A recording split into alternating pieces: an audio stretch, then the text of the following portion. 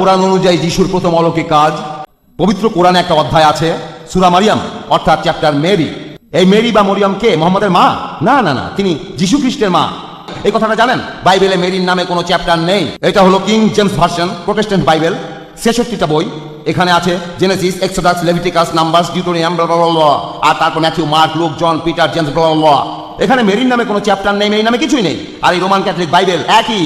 আর পবিত্র কোরআনে মরিয়মের নামে একটা চ্যাপ্টার রয়েছে, সূরা মারিয়াম, চ্যাপ্টার মেরি, 23 নম্বর আয়াত। কোরআন বলছে মরিয়ম পূর্ব দিকের এক শহরে চলে গেল। সন্তানের জন্ম হওয়ার পর মরিয়ম সন্তানকে নিয়ে তার নিজের গ্রামে ফিরে গেলেন। আতাত বিহি কওমাহা তাহমিলুহু, অতঃপর সে সন্তানকে লইয়া তাহার সম্প্রদায়ের নিকট উপস্থিত হইল।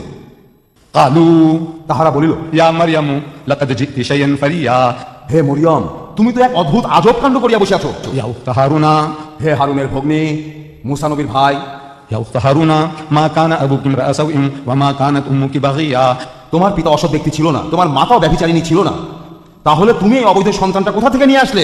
তুমি তো বিয়েই করনি। তোমার বাবা ভালো মানুষ ছিল, অভিজাত বংশে তোমার জন্ম হয়েছে, তোমার মাও ভালো মানুষ ছিলেন, ধার্মিক মানুষ, তাহলে তুমি স্বামী ছাড়া এই সন্তান প্রসব করলে কিভাবে? তারা আসলে বলতে চাচ্ছিল যে এই সন্তান অবৈধ। এখন মরিয়ম কি করবেন?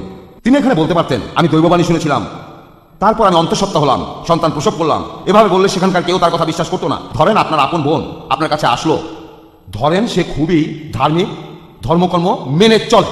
সে একদিন বলল, ভাই আমি একটা দৈববাণী শুনেছিলাম, এখন আমার পেটে সন্তান। আপনি তাকে বিশ্বাস করবেন? হ্যাঁ, আপনার বাবা বাসায় নেই, বিদেশ গেছেন। তখন আপনার মা বলল, আমার সোনা শোনো, আমি তোমার বাবাকে স্বপ্নে দেখেছি, আর এখন আমি গর্ভবতী হয়েছি।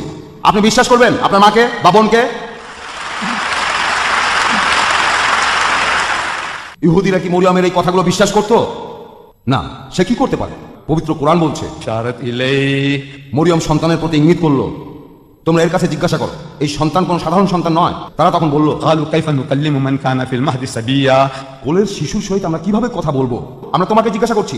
আর অলৌকিকভাবে যিশু তার মায়ের কোল থেকে কথা বলল। কোরআন বলছে যে ক্বালা ইন্নী আব্দুল্লাহ, অবশ্যই আমি আল্লাহর প্রেরিত দূত, আমি আল্লাহর রাসূল, আতানিল কিতাব তিনি আমাকে কিতাব দিয়েছেন ওয়া জাআলানি নাবিয়্যা, এবং তিনি আমাকে নবী করিয়াছেন।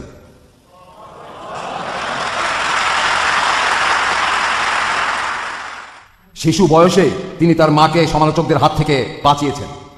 যারা তার মাকে বিভিন্ন রকম প্রশ্ন করছিল তিনি তার উত্তর দিয়েছিলেন। যিশুর প্রথম অলৌকিক কাজ কোরআন অনুযায়ী